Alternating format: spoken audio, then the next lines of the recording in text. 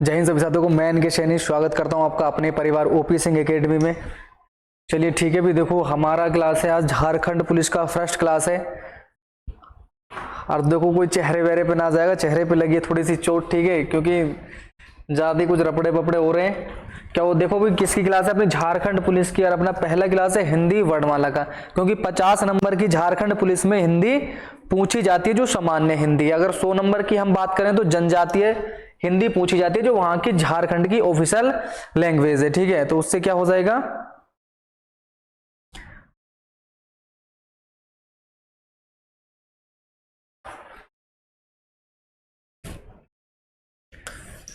चलिए ठीक है आ जाएंगे भी सभी लोग अपने पहले क्वेश्चन पर। ठीक है, बताओ जरा क्या होगा आंसर। हिंदी में मूलतः वर्णों की संख्या कितनी है? देखो हिंदी अगर पढ़ रहे हैं तो हिंदी में सबसे पहला क्वेश्चन यही बन जाता है, हिंदी में मूलतः वर्णों की संख्या कितनी है।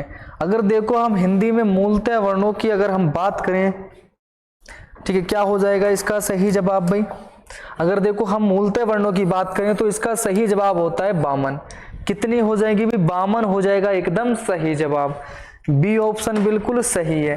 तो क्वेश्चन यहां से कई बार पूछा गया हिंदी में मूलतः वर्णों की संख्या कितनी होती है। चलो आ जाओ फटाफट से नेक्स्ट भाई, बताओ जरा भाषा की सबसे छोटी इकाई को क्या कहा जाता है? भाषा की सबसे छोटी इकाई को क्या कहा जाता है? करेंगे देखो सभी लोग आंसर। तो ऐसा कोई सा एग्जाम ना है जिसमें ये क्वेश्चन ना पूछा गया हो।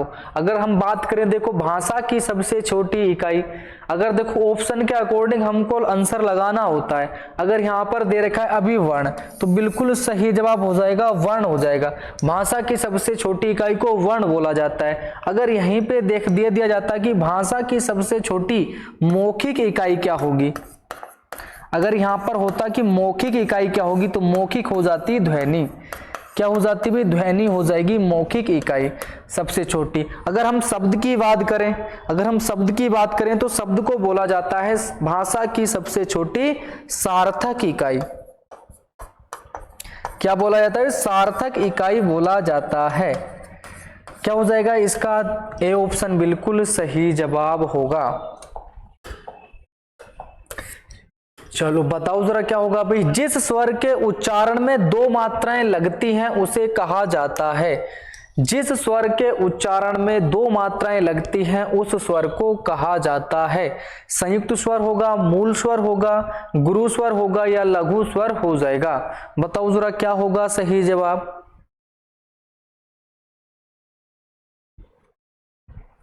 करो फटाफट, देखो क्या हो जाएगा इसका? हो जाएगा गुरु स्वर। और इसी को बोला जाता है दीर्घ स्वर। क्या बोला जाता है भाई? इसी को बोला जाता है दीर्घ स्वर, जिसमें दो मात्राएं लगती हैं। दीर्घ स्वर मतलब बड़ा, दीर्घ मतलब बड़ा, और लघु मानी होता है छोटा। छोटा क्या होता है? लघु मानी होता है छोटा। सी ऑप्शन इसका एकदम सही जवाब है, गुरु स्वर हो जाएगा बिल्कुल सही जवाब। अगर हम मूल स्वर की बात करें, मूल स्वर किसको कहा जाता है? तो देखो मूल स्वर होते हैं, इनकी संख्या ही पूछ ली जाती है सबसे पहले तो। 4 होती है। कौन कौन सी होती है अभी? ई, ए और री। क्या होती है? देखो ई,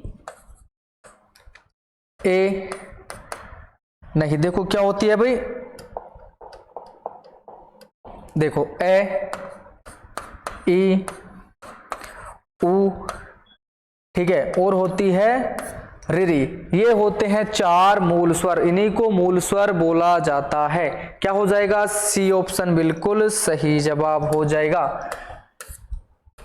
इनमें से समृद्ध स्वर कौन सा है? इनमें से समृद्ध स्वर कौन सा है? देखो अगर हम समृद्ध स्वर की बात करें कितने होते हैं? 4, ई और उ। कौन कौन से होते हैं भाई? ई, ठीक है, छोटी ई हो जाएगा, छोटा उ हो जाएगा और बड़ा उ हो जाएगा। ये होते हैं समृद्ध स्वर। तो क्या हो जाएगा? बी ऑप्शन बिल्कुल सही जवाब हो जाएगा। क्या हो जाएगा भाई? बी ऑप्शन एकदम सही जवाब है। चलो, हिंदी वर्णमाला में स्वरों की संख्या है, रिक्त स्थान की पूर्ति करें। देखो क्वेश्चन बन जाता है कि हिंदी में स्वर कितने हैं। अब हमें देखो पता है हिंदी में स्वर पूछ लिया जाता है। देखो एक तो 11 तो होते ही हैं, सबको पता है हिंदी में स्वर 11 होते हैं, लेकिन रचना के आधार पर 11 हैं। रचना के आधार पर 11 हैं, तो उच्चारण के आधार पर कितने होते हैं? 10। अगर हम बात करें उच्चारण के आधार पर, उच्चारण के आधार पर कितने होते हैं? 10 होते हैं, क्योंकि रिरी को हम सिर्फ बोल सकते हैं। क्या? रिरी को हम लिख सकते हैं, बोल नहीं सकते। ठीक है, क्या हो जाएगा भाई? 10 हो जाएंगे। और रचना के आधार पर कितने हैं? 11, क्योंकि हम रिरी को लिख सकते हैं। चलो, एकदम सही है। प्रयत्न के आधार पर लय किस प्रकार की ध्वनि है? प्रयत्न के आधार पर लय किस प्रकार की ध्वनि है? उत्क्षिप्त कौन कौन से होते हैं? 2 होते हैं। पहले संख्या ही लिख लो। ठीक है, कौन कौन से होते हैं भाई? देखो, कौन? 2 होते हैं। ठीक है, पार्श्विक 1 होता है, संख्या पार्श्विक की 1 होती है, प्रकंपित की 1 होती है। ठीक है, संघर्षहीन तो काफी है, संघर्षहीन काफी है। ठीक है, से ये सब क्या? ये संघर्षहीन होते हैं। ठीक है, जैसे ये से हो गया। ठीक है, से कोई सा भी ले लो, ये सब संघर्षहीन है। लेकिन प्रकंपित की बात करें, 1 ध्वनि है, कौन सी हो जाएगी? वो रे हो जाएगा। पार्श्विक की बात करें, लय ध्वनि जो है ये पार्श्विक है। उत्क्षिप्त की बात करें तो डे और ढे, डे और ढे, ये कैसे हैं? उत्क्षिप्त व्यंजन है। कैसे हैं भी? उत्क्षिप्त व्यंजन है। तो लय किस प्रकार की है? पार्श्विक ध्वनि है। क्या बन जाएगा? बी ऑप्शन बिल्कुल सही जवाब हो जाएगा। अब देखो, प्रकंपित रे को क्यों बोला जाता है? रे को एक वर्ण और बोला जाता है, लुंठित वर्ण। क्या बोला जाता है? लुंठित वर्ण बोला जाता है इसको। ठीक है, पूछ लिया जाता है कि लुंठित वर्ण कौन सा है, तो क्या हो जाएगा? रे कैसा? एक लुंठित वर्ण है। चलो बताओ जरा, जो ध्वनियां न स्वर है न व्यंजन है, इन्हें कहा जाता है? देखो भाई, जो ध्वनियां ना तो स्वर हो और ना हो व्यंजन, उनको क्या कहा जाता है? अस्वर कहा जाएगा, अस्वर व्यंजन कहा जाएगा, उभय स्वर कहा जाएगा, या अयोग्यवाह कहा जाएगा? अगर हम बात करें, देखो, जो तो ना तो स्वर हो और ना व्यंजन हो। अब देखो, जो ना स्वर है ना व्यंजन है वो 2 ही हैं। कौन से? अयोग्यवाह कहलाती हैं। कौन कौन सी हो जाती हैं? एक तो अनुस्वार हो जाती है और एक हो जाती है विसर्ग। एक तो अनुस्वार हो जाएगा और दूसरा क्या हो जाएगा? विसर्ग हो जाएगा। ठीक है, क्या हो जाएगा? विसर्ग हो जाएगा। इनकी संख्या कितनी होती है अयोग्यवाह की? 2 होती है। डी ऑप्शन क्या होगा? एकदम सही जवाब हो जाएगा। चलो बताओ जरा, इनमें से कौन सा व्यंजन संयुक्त व्यंजन का उदाहरण है? इनमें से कौन सा व्यंजन संयुक्त व्यंजन का उदाहरण है? अब देखो, अगर हम बात करें संयुक्त व्यंजन की, तो संयुक्त व्यंजन होते कौन से हैं? संयुक्त व्यंजन होते कितने हैं? 4 होते हैं। संयुक्त व्यंजन की अगर संख्या की बात करें तो 4 होती है। ठीक है, 4 हो जाती है। अब इसमें से संयुक्त वर्ण हमसे पूछा है, कौन सा है? 6 हो जाएगा। क्या हो जाएगा? 6 हो जाएगा। बनता किससे है? कै और से बनता है। किससे बनता है भी? कै प्लस से बनता है। ठीक है, कै प्लस से बनता है, तो क्या हो जाएगा? D option. इसका स्थान पूछ लिया जाता है कि 6 का स्थान किस वर्ण के बाद आता है, तो किसके बाद आता है? कै के बाद आता है।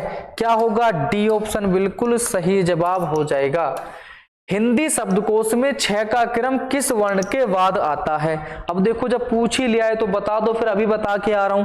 क्या हो जाएगा? डी ऑप्शन बिल्कुल सही है। क्या हो जाएगा? डी ऑप्शन, कै के बाद आता है। एकदम सही जवाब हो जाएगा डी ऑप्शन। चलिए, इनमें से कौन से व्यंजन अंतस्थ व्यंजन है? इनमें से कौन से व्यंजन अंतस्थ व्यंजन है? देखो, नीचे लिखा है, नीचे लिखा है चारों कैसे हैं? संयुक्त व्यंजन। कैसे हैं? संयुक्त व्यंजन है। कैसे हैं भाई? संयुक्त व्यंजन हो जाएगा। ये रे लेवे, ये क्या है? अंतस्थ व्यंजन है। अंतस्थ व्यंजन है। संख्या कितनी होती है अंतस्थ व्यंजन की? 4 होती है। कौन कौन से? ये रे लेवे और से क्या हो जाएंगे? ऊष्म व्यंजन हो जाएंगे। चलो, इनमें से किसका उच्चारण स्थान कंठ्य है? इनमें से किसका उच्चारण स्थान कंठ्य हो जाएगा? अब देखो, प्रैक्टिस सेट है तो प्रैक्टिस सेट की तरह ही लेना पड़ेगा, वरना मैं तुम्हें पूरा वर्ग लिखवा देता। वर्ग की एक ट्रिक होती है, कचट तप लिख के, ठीक है, कचट तप लिख के उसके बाद वर्ग के 5-5 अक्षर लिख दो तो ठीक है, वही हो जाएगा।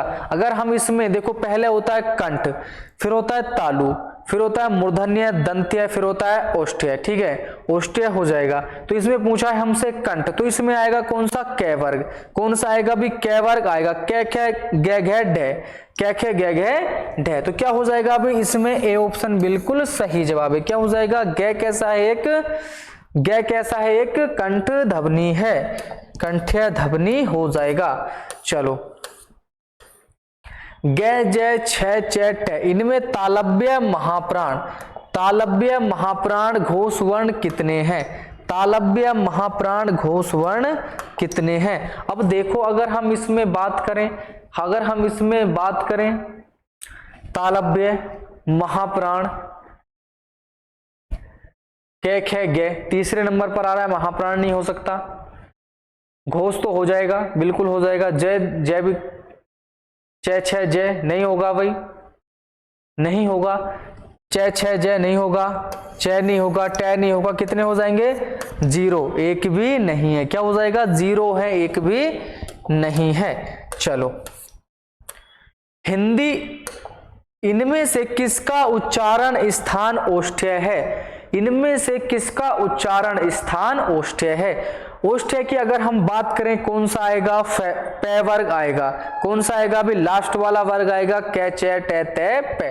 तो क्या हो जाएगा, पै पतंग, फै फल, बै बकरी, भै भट्टी, ये सब क्या हो जाएंगे, ओष्ठ्य ध्वनि हो जाएंगी। तो डी ऑप्शन एकदम सही जवाब बन जाएगा। क्या हो जाएगा, डी ऑप्शन बिल्कुल सही जवाब बन जाएगा। चलो मूर्धन्य, अल्प प्राण, अघोष व्यंजन वर्ण का उदाहरण कौन सा है। अब पहले यहां पर देख लो, ठीक है, मैं कुछ लिख देता हूं।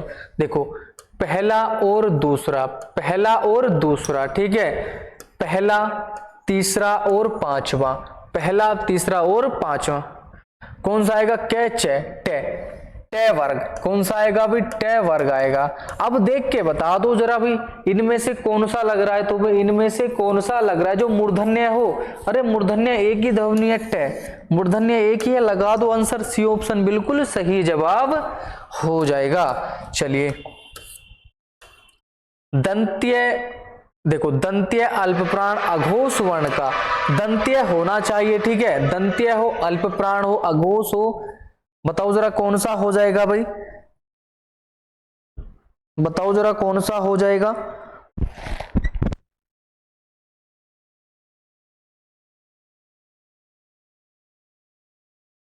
बताओ जरा कौन सा हो जाएगा। अगर देखो हम इसमें दंत्य की बात करें तो दंत्य कौन सा आएगा भाई, बताओ जरा,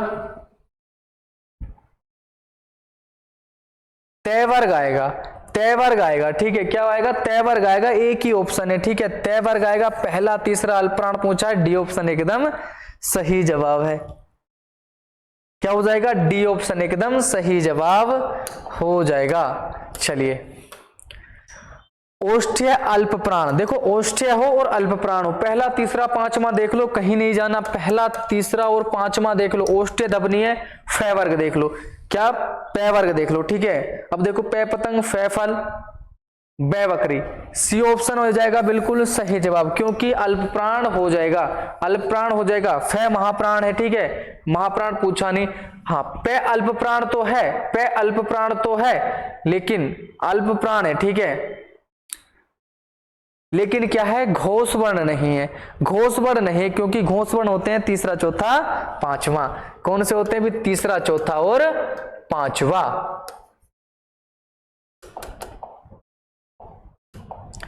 ठीक है, कौन से होते, तीसरा, चौथा और पांचवा होते हैं घोष वर्ण। क्या हो जाएगा, बी ऑप्शन बिल्कुल सही जवाब होगा। ओष्ठ्य, महाप्राण, अब आ जाओ महाप्राण पे, दूसरा और चौथा, दो शब्द होते हैं, दूसरा और चौथा। ओष्ठ्य की बात है, पै वर्ग आएगा, ओष्ठ्य की बात है, पै वर्ग आएगा। बताओ जरा क्या हो जाएगा फिर आंसर, बताओ जरा क्या हो जाएगा अभी, महाप्राण, पै पतंग, फै फल, बै बकरी, भै भट्ठी। महाप्राण में देखो ये भी है, ठीक है, भय भी आ रहा है और फै भी आ रहा है, महाप्राण में फै भी है और भय भी है, ठीक है, कौन सा भाई, भय भी है और फै भी महाप्राण में आ रहा है। पूछा है हमसे घोष, हमसे पूछा है घोष वर्ण, हाँ फै घोष नहीं होता, वह हो जाएगा बिल्कुल सही जवाब। क्या होगा, भय हो जाएगा, क्योंकि तीसरा, चौथा, पांचवा होता है, तीसरा, चौथा और पांचवा। फै कितने पे आ रहा है, दूसरे नंबर पर आ रहा है, ठीक है, दूसरे पर आ रहा है, तो ये नहीं होगा। क्या हो जाएगा? बी ऑप्शन बिल्कुल सही जवाब है। बताओ जरा, मूर्धन्य महाप्राण, देखो मूर्धन्य होना चाहिए, कंठ तालु मूर्धन्य कौन सा आएगा? कै चे टे, टे वर्ग आएगा, ठीक है। देखो टे वर्ग आएगा, कौन सा भी टे वर्ग आएगा। महाप्राण होता है दूसरा और चौथा, दूसरा और चौथा। अघोष होता है पहला और दूसरा, पहला और दूसरा होता है।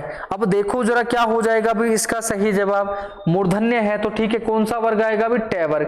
टे टमाटर ठे ठटेरा, बहुत बढ़िया, भी दूसरे नंबर पर आता है बिल्कुल।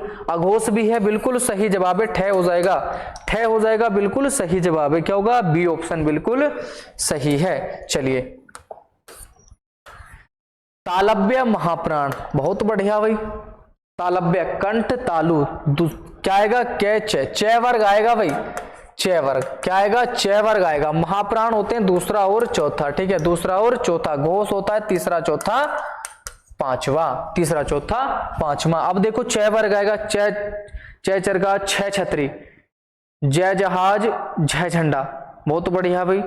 जय चरखा, छह छतरी, एकदम आ जाएगा भाई झय। सी ऑप्शन हो जाएगा बिल्कुल सही जवाब, क्योंकि घोष वर्ड पूछा है और ये दूसरे नंबर पर आता है, दूसरे नंबर वाला घोष नहीं होता। क्या होता है? अघोष होता है। क्या होगा? सी ऑप्शन बिल्कुल सही जवाब हो जाएगा। चलिए, कंठ्य पहला ही वर्ग आएगा, कै वर्ग आएगा, ठीक है, कै वर्ग। कौन सा आएगा? कै वर्ग आएगा। महाप्राण की बात करें तुम जानती हो, देखो अब कै वर्ग आएगा तो कै खे गैग है भाई। सी ऑप्शन हो जाएगा बिल्कुल सही जवाब, क्योंकि चौथे नंबर पर आता है, दूसरा और चौथा महाप्राण होते हैं, दूसरा और चौथा महाप्राण होते हैं। चलिए, मूर्धन्य अल्पप्राण अघोष, देखो भाई मूर्धन्य कंठ तालु मूर्धन्य, ठीक है, कंठ तालु मूर्धन्य, टे वर्ग आएगा, ठीक है, टे वर्ग आएगा। अल्पप्राण 1 3 5, यहां ध्यान रखो, अब 1 3 और 5, ठीक है, 1 3 5, 1 3 5, बहुत बढ़िया। भी यहाँ का भी ध्यान करो, पहला और दूसरा, यहाँ का भी ध्यान करो, ठीक है। मूर्धन्य की बात करें कौन सा आएगा भी? कै चे टे, टे वर्ग आएगा, ठीक है, टे वर्ग देख लो। अब जरा मिलान करो भी, टे टमाटर होता है, बहुत बढ़िया भी, टे है मूर्धन्य हो जाएगा। अल्पप्राण भी है और अघोष भी है, तो सीधा टे लगा दो ना, सीधा फिर टे लगा दो, बी ऑप्शन हो जाएगा बिल्कुल सही जवाब। क्या होगा भाई? बी एकदम सही जवाब है। चलिए, से का उच्चारण स्थान इनमें से कौन सा है? से का उच्चारण स्थान इनमें से कौन सा है? से का उच्चारण स्थान होता है भाई कंठ्य। कहां से होता है? कंठ से होता है। इसी को बोला जाता है काकल्य वर्ण, इसी को बोला जाता है काकल्य वर्ण, ठीक है। क्या बोला जाता है? काकल्य वर्ण, इसी को बोला जाता है। ध्यान रखना, से कैसा है? ऊष्म व्यंजन है एक। चलिए, हिंदी में अल्पप्राण वर्णों की संख्या कितनी है? हिंदी में अल्पप्राण वर्णों की संख्या कितनी है? हिंदी में अल्पप्राण वर्णों की संख्या कितनी है? क्या हो जाएगा भाई? बताओ जरा, कितनी हो जाएगी? 1 3 5, कितनी हो जाएगी? 3 तो वर्ग के हो जाएंगे, तो कितने हो जाएंगे? 5 3 15, गुणा करें 15 तो यही हो गए, ठीक है, 15 तो यही हो गए, 15 ये हो गए, ठीक है।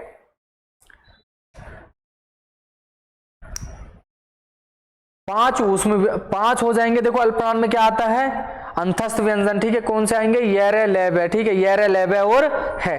5 ये लगा लो, ये रे ले बे और है, ठीक है, 5 ये लगा लो, कितने हो गए? 20। और 11 कितने होते हैं भाई? स्वर कितने होते हैं? 11 स्वर होते हैं। प्लस कर दो, कितनी संख्या बैठेगी? 31 बैठेगी, बिल्कुल सही जवाब। क्या होगा? सी ऑप्शन एकदम सही है। क्या हो जाएगा भाई? सी बिल्कुल सही जवाब है। चलो, इनमें से किस शब्द में रिरी की मात्रा का प्रयोग नहीं हुआ है? इनमें से किस शब्द में रिरी की मात्रा का उपयोग हुआ है? वृष्टि, रिपु, क्रिया या वर्षा? वर्षा, वर्षा उपयोग हुआ है। वृष्टि में हुआ, रिपु में हुआ, क्रिया, वृष्टि, रिपु, क्रिया या वर्षा, इनमें से किस शब्द में रिरी की मात्रा का प्रयोग हुआ है? वृष्टि, ऋषि, रिपु, ऋषि, रिपु, वृष्टि। बताओ जरा, तुम बताओ भी क्या हो जाएगा इसका सही जवाब, बताओ जरा क्या होगा भाई।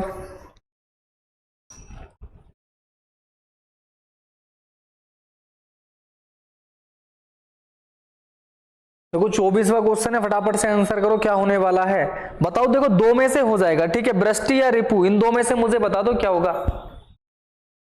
बताओ जरा इन दोनों में से कौन सा हो जाएगा, ए और बी में से आंसर है, ठीक है। तो किस में प्रयोग हुआ है भी, वृष्टि में प्रयोग हुआ है, वृष्टि में प्रयोग हुआ है, ए ऑप्शन हो जाएगा बिल्कुल सही जवाब। चलिए, स्पर्श वर्णों की संख्या कितनी होती है, ठीक है, इसको वर्ण कर लो, ठीक है, वर्ण कर लो इसको।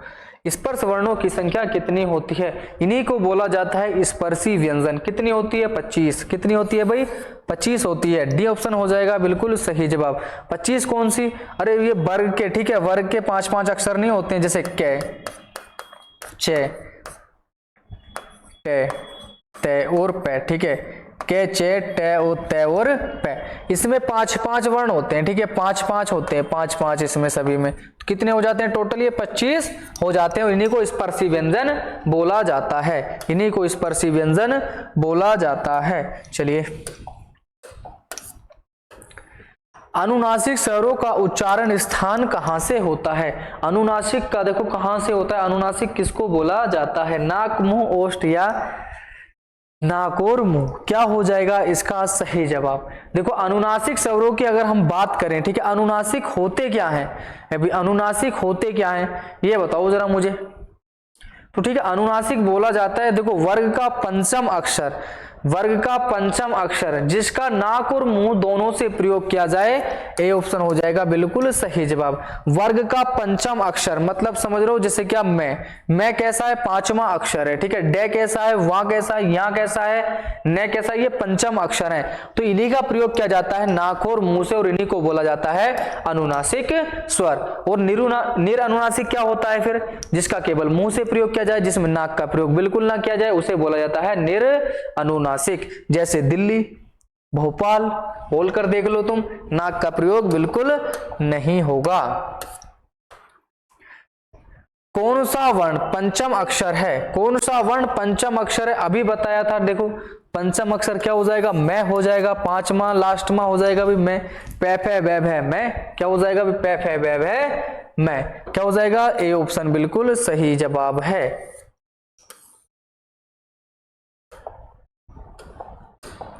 चलिए, व्याकरण का वह विभाग जिसमें शब्द के भेद, रूप, बनावट आदि का वर्णन होता है, वह क्या कहलाता है। व्याकरण का वह विभाग जिसमें शब्द के भेद, रूप, बनावट आदि का वर्णन होता है, वह क्या कहलाता है। वाक्य विचार, वर्ण विचार, भाषा विचार या शब्द विचार। अगर हम इसके सही जवाब की बात करें, क्या होगा, शब्द विचार हो जाएगा बिल्कुल सही जवाब, डी ऑप्शन एकदम सही है। चलिए, वर्णमाला का कौन सा अक्षर पुल्लिंग नहीं है, वर्णमाला में देखो 3 अक्षर ऐसे हैं जो पुल्लिंग नहीं है, ठीक है, 3 अक्षर ऐसे हैं जो पुल्लिंग नहीं है। अब देखो ई को तो सभी जानते हैं, ई को तो सभी जानते हैं, एक और होती है रिरी, कौन सा भी, रिरी होती है, क्या हो जाएगा, रिरी भी कैसी है भाई, पुल्लिंग नहीं होती, क्या हो जाएगा, बी ऑप्शन एकदम सही जवाब है। ए के उच्चारण में बताओ भी जरा क्या हो जाएगा, ए के उच्चारण में और की सहायता ली जाती है, रिक्त स्थान हेतु सही विकल्प चुने। ए के उच्चारण स्थान में देखो, ए का उच्चारण स्थान जो होता है हम करते हैं कंठोर तालु से, कहां से भी, कंठोर तालु से, डी ऑप्शन हो जाएगा इसका एकदम सही जवाब, क्योंकि कंठोर तालु से ही ए का उच्चारण स्थान होता है।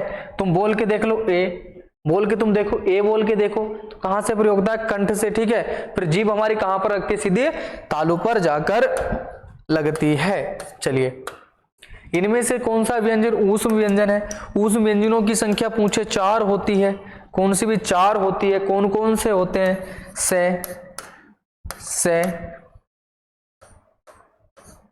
से और है, ये 4 होते हैं ऊष्म व्यंजन, कौन सा हो जाएगा, ए ऑप्शन बिल्कुल सही है, क्या होगा भाई, ए ऑप्शन बिल्कुल सही जवाब है।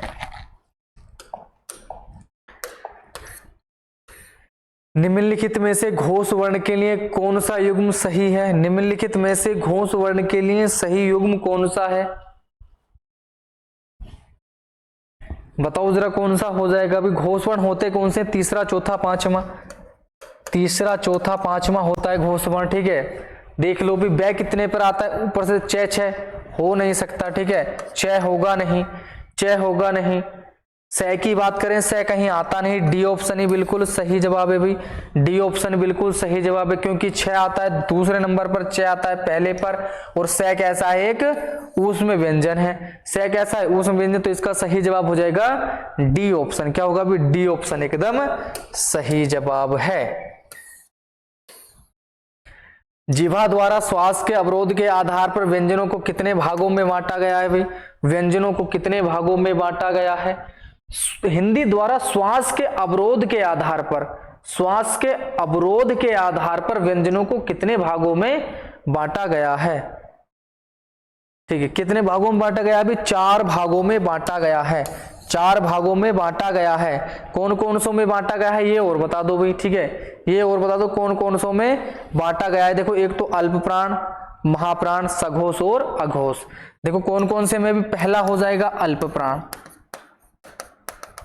ठीक है, अल्प प्राण। दूसरा महाप्राण, महाप्राण। तीसरा हो जाएगा सघोष, सघोष हो जाएगा। चौथा हो जाएगा अघोष, चौथा हो जाएगा भाई अघोष। 4 वर्णों में बांटा गया है। अब देखो कुछ बच्चे यहाँ पर कंफ्यूज हो जाते हैं, यहाँ पर कंफ्यूज हो जाते हैं। क्या? देखो जिह्वा द्वारा जो, ठीक है, क्वेश्चन बनता है जिह्वा द्वारा, ठीक है, ऐसे नहीं बोलेगा जिह्वा द्वारा श्वास के आधार पर, वो पूछेगा जिह्वा के आधार पर व्यंजनों को कितने भागों में बांटा गया। जिह्वा के आधार पर अगर पूछे, ठीक है, जिह्वा के आधार पर, ठीक है, किसके भी आधार पर, अगर आधार पर पूछे 3 में बांटा गया। कौन से? अगर, मध्य, पश्य, ठीक है। कौन से में? अगर, मध्य और पश्य। अगर, मध्य और पश्य। जिह्वा द्वारा नहीं पूछे, जिह्वा के आधार पर अगर पूछे, किसके? जिह्वा के आधार पर 3 में बांटा गया, ठीक है, लेकिन जिह्वा द्वारा श्वास के अवरोध के आधार पर 4 में बांटा गया है। चलिए, वर्णमाला की नवीन विकसित ध्वनियां कौन सी हैं? वर्णमाला की नवीन विकसित ध्वनियों की अगर हम बात करें तो ख और ग हो जाएंगी। ए ऑप्शन हो जाएगा बिल्कुल सही जवाब। क्या होगा भाई? ए ऑप्शन एकदम सही जवाब हो जाएगा। उद्धान का शुद्ध वर्ण विच्छेद कौन सा है भाई? उद्धान का शुद्ध संधि विच्छेद कौन सा है? बताओ जरा कौन सा हो जाएगा भाई? उद्धान का सही संधि विच्छेद क्या होगा? उद या प्लस यान, उदय प्लस यान नहीं, उद्यान नहीं होगा, उद्यान नहीं होगा। क्या हो जाएगा? C option. क्या हो जाएगा भाई? सी ऑप्शन एकदम सही जवाब है। उद्यान प्लस, हाँ बिल्कुल सही है, उद प्लस अयान हो जाएगा। क्या होगा? सी ऑप्शन एकदम सही जवाब है। हाँ देखो व्यंजनों के पीछे, देखो व्यंजन पे हम हलंत लगाते हैं, स्वर पे नहीं लगाते हैं। सी ऑप्शन एकदम सही है। रे मैं का रूप है, रे मैं का रूप है, बताओ जरा कौन सा है भी? रे मैं का रूप है कैसे? देखो आधा रे और मैं, आधा रे हम कहां पर लगाते हैं? फराटे वाला, ठीक है, कहां पर लगाते हैं? ऊपर, ठीक है। क्या हो जाएगा? सी ऑप्शन एकदम सही जवाब है। अब तुम्हें सी ना ई दिखाई दे रहा होगा या मुझे ई लग रहा है? यू सी है भाई, ई लग रहा मुझे भी।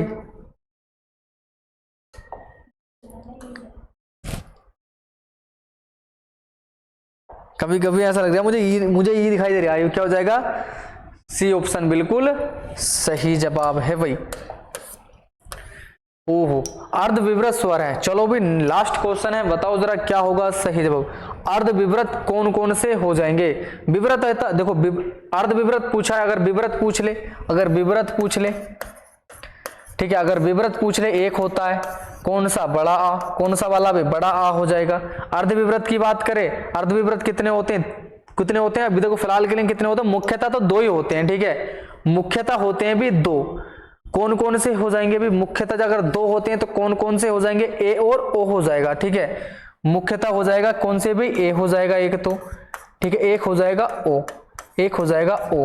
अब हम इसमें बात करें कौन सा हो जाएगा, बी ऑप्शन इसका बिल्कुल सही जवाब है। अब देखो जब विव्रत की अगर हमने बात कर ली तो समृत की बात कर लें, ठीक है। चलो समृत तुमने देखा है कौन कौन से होते हैं, ई ई उ उ, कौन कौन से भाई, ई ई उ और उ, ये चारों समृत होते हैं। फिर अर्ध समृत भी तो होते होंगे, अर्ध समृत, ठीक है। अब देखो अर्ध समृत, अर्ध समृत की अगर हम बात करें तो क्या हो जाएगा भाई, देखो क्या हो जाएगा, ए तो होगा ही लेकिन मात्रा हटा देंगे, ओ भी होगा लेकिन मात्रा सिंगल कर देंगे, बस यही है इसका लॉजिक। और सब बोलते हैं कि हमको अर्ध विव्रत सिव्रत याद नहीं होते, इतना सा लॉजिक है, नहीं याद हो जाते हैं। कोई लॉजिक भी याद करने का तो कोई लॉजिक है नहीं इसको, ठीक है। क्या होगा, बी ऑप्शन बिल्कुल सही हो जाएगा। चलिए ठीक है भाई, मिलेंगे आपसे अब नेक्स्ट क्लास में। जब तक के लिए जय हिंद जय भारत, अपना ख्याल रखिएगा और अच्छे से पढ़ाई करते रहेगा सभी लोग।